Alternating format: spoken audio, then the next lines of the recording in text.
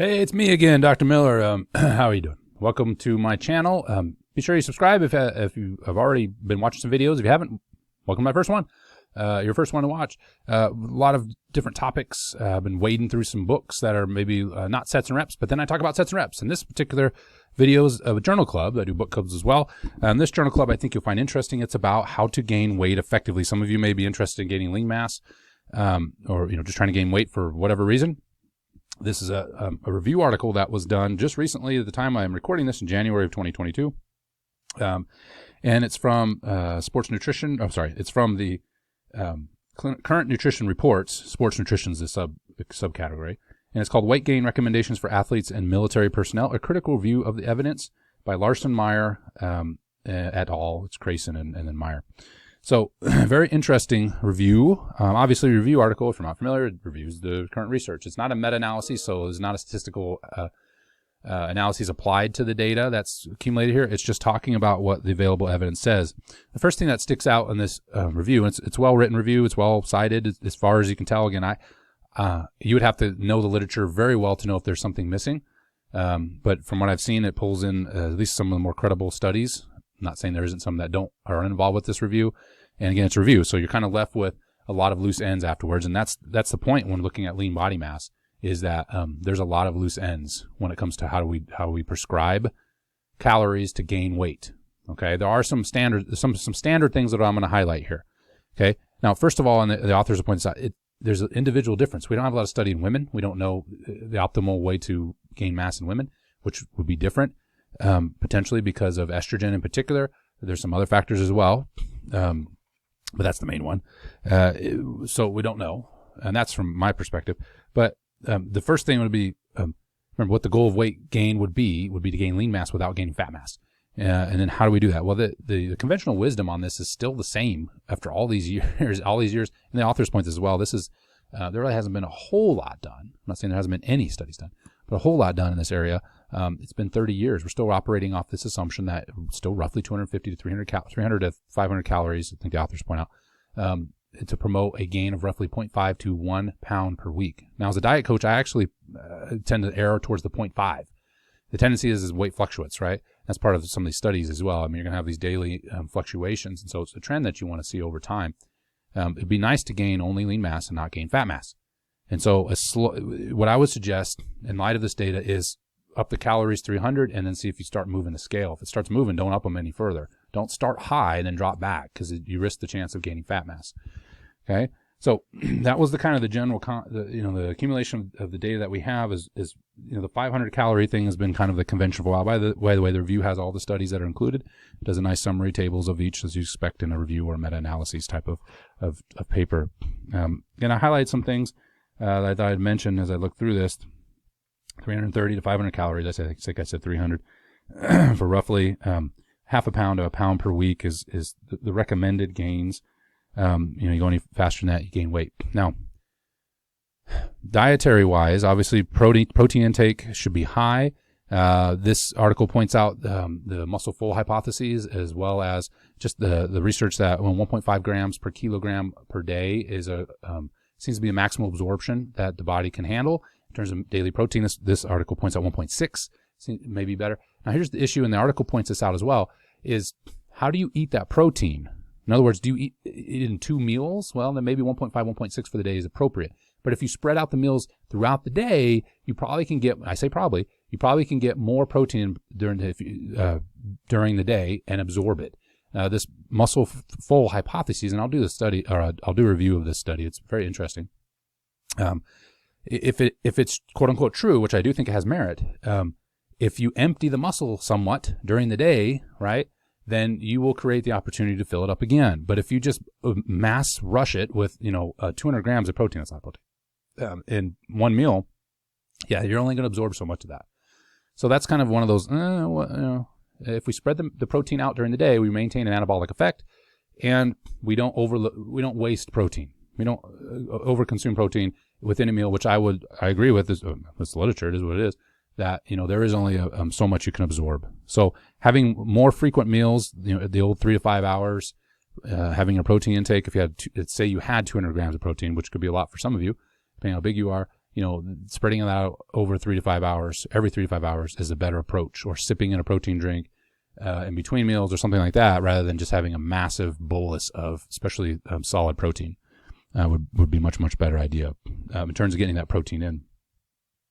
That was kind of the general synopsis of the dietary portion in terms of setting up what is good weight gain rates and good macro practices. Didn't really talk a whole bunch that I can remember anyway about trying to use carbohydrates or fat, more so carbohydrates, to spike insulin. It did have a section on hormones, and kind of what we just said, it's inconclusive. Talking about non-enhancement to people in terms of what's the best milieu to create and how to do it. But it did talk then about this article. Like I said, the article review did speak of, if you're trying to increase calories, sometimes it'll be hard to get the calories in. So obviously better liked food is going to make it easier. Maintain that protein-rich foods. And then just as weight gain can be easily done when you don't want it, unintentional weight gain through liquid forms can be effective for those that are trying to gain weight. There's the study by Antonio, I think it is, that they ingest, I think it was 125 grams of protein and protein powder per day extra over their caloric need. And they should have gained body fat, but they actually gained lean mass and didn't gain any weight, if I recall. And one of the things that those participants reported, again, I'm trying to remember. I don't want to lie to you. I know they didn't gain weight. I'm trying to remember. I think some of them gained lean mass, if it wasn't all of them. But one of the things that stuck out, is that the individuals reported feeling hot all the time. Well, that's when you eat protein, consume protein, even if you drink it, you're going to get a thermic effect from it.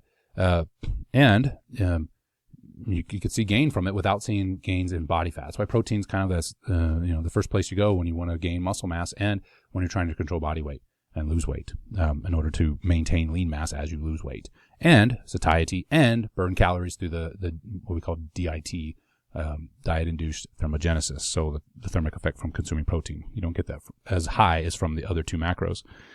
All right. Just looking through the article here, I've highlighted a bunch of things, and I just wanted to make sure I point them out. Again, by the way, I would recommend reading this article. It's very helpful if you need a place to start with gaining lean mass, and at least, again, the available evidence we have now. I think it's very, very helpful. All right. Protein, yeah. Again, the only thing I'm trying to remember, the only thing I didn't see, though, was any sort of deeper discussion on carbohydrates. I'm just kind of glancing over to remind myself, and I don't remember seeing any of that. It did, I mentioned the article did talk about the, creating the anabolic effect and is insulin growth factor, and looking at, all these different hormone milieus, what's the best to create. And the article review kind of draws this inconclusive linkage, right? The other thing I would like to have seen tackled was sensitivity over time. So if you stay in a massing phase for a long period of time, what happens to insulin sensitivity, and how does that affect gaining lean mass over time? I didn't see that addressed. And again, I'm just trying to remember what I read through this, and it's possible it's there, but I don't remember that sticking out as something that was discussed.